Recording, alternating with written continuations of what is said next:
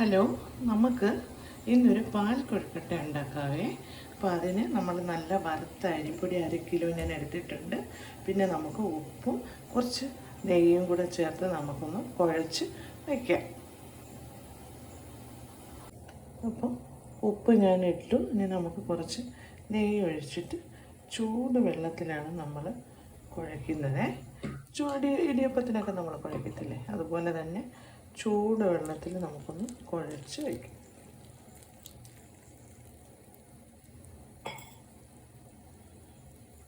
അപ്പോൾ മാവ് നല്ലപോലെ കുഴച്ചെടുത്ത് വെച്ചിട്ടുണ്ട്. ഇനി നമുക്കിത് ചെറിയ ഉരുളകളാക്കി എടുത്തിട്ട് ചൂട് വെള്ളത്തിലിട്ട് നമുക്ക് വേവിച്ചെടുക്കണം. നല്ല വെട്ടി തിളയ്ക്കുന്ന വെള്ളത്തിൽ ഇട്ടിട്ട് നമ്മൾ വേവിക്കണം. അപ്പോൾ ഇത് നമുക്ക് ചെറിയ ബോൾസുകളാക്കി എടുക്കാവേ. അപ്പോൾ പാൽ കൊഴുക്കട്ടയ്ക്കുള്ള കൊഴുക്കട്ടയെല്ലാം ഞാൻ ബോൾസുകളാക്കി വച്ചിട്ടുണ്ട്. ഇനി ഇത് നമുക്ക് തിളച്ച വെള്ളത്തിൽ ഇട്ട് കൊടുക്കാം. അപ്പം ഞാൻ പാത്രത്തിൽ വെള്ളം ചൂടാക്കാൻ വെച്ചിട്ടുണ്ട്. ഇതിൽ ലേശം ഉപ്പ് കൂടെ ഇട്ട് കൊടുത്തിട്ടുണ്ട്. അപ്പോൾ തിളച്ച് വരികയാണ്. നല്ല തിള വരുമ്പോൾ നമുക്ക് ഓരോ ഉരുളകളാക്കി ഇട്ട് കൊടുക്കാം.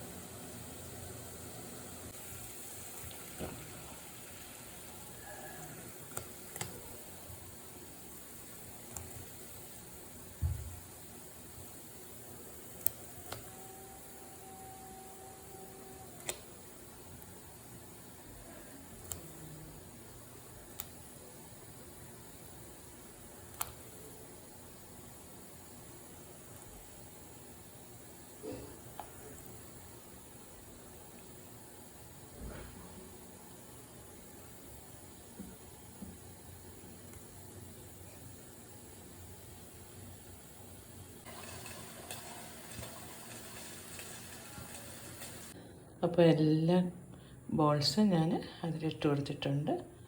ഇനി നല്ലപോലെ തിളച്ച് നമ്മളൊന്ന് കുലുക്കി കൊടുത്താൽ മതി. തവിയിട്ട് ഇളക്കണ്ട, പൊടിഞ്ഞു പോകും. അപ്പോൾ ഞാനൊന്ന് കുലുക്കി കൊടുത്ത് നല്ലപോലെ ഒന്ന് കുലുക്കി കൊടുത്തിട്ടുണ്ട്. അങ്ങനെ ചെയ്താൽ മതി.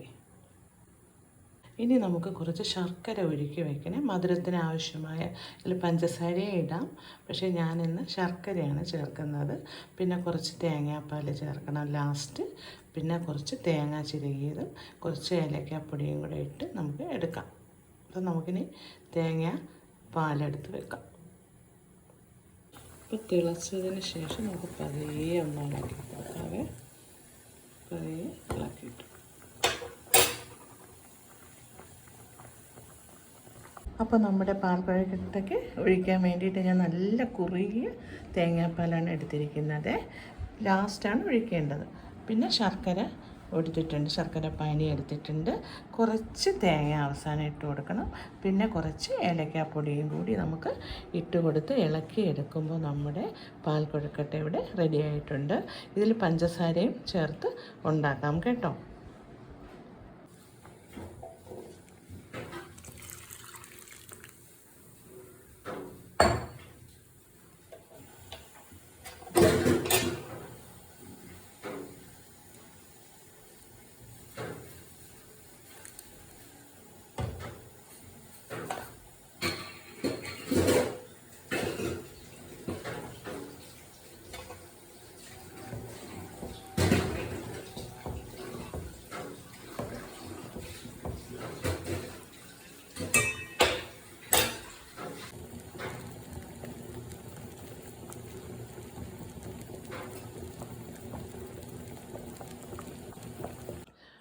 അപ്പോൾ നമ്മുടെ വളരെ രുചികരമായിട്ടുള്ള പാൽ കൊഴുക്കട്ട ഇവിടെ റെഡി ആയിട്ടുണ്ട്. ഇത് പഞ്ചസാരയിൽ ഇതേ സെയിം ഇങ്ങനെ തന്നെ നമുക്ക് ശർക്കരയ്ക്ക് പകരം പഞ്ചസാര ഇട്ട് കൊടുക്കാം. അപ്പോൾ പഞ്ചസാരയിൽ ഞാൻ ഉണ്ടാക്കിയിട്ടുണ്ട്, അത് നല്ല ടേസ്റ്റ് തന്നെയാണ്. ഇതിപ്പോൾ ശർക്കരയിൽ ഉണ്ടാക്കിയതേ ഉള്ളൂ. അപ്പോൾ ആ ഒരു ടേസ്റ്റ് ശർക്കരയുടെ ടേസ്റ്റാണ്. അപ്പോൾ എല്ലാവരും ഇതുപോലെ ചെയ്യാത്തവരുണ്ടെങ്കിൽ ചെയ്ത് നോക്കണം. അടുത്തൊരു റെസിപ്പിയുമായി കാണുന്നത് വരേക്കും tata, bye bye, see U.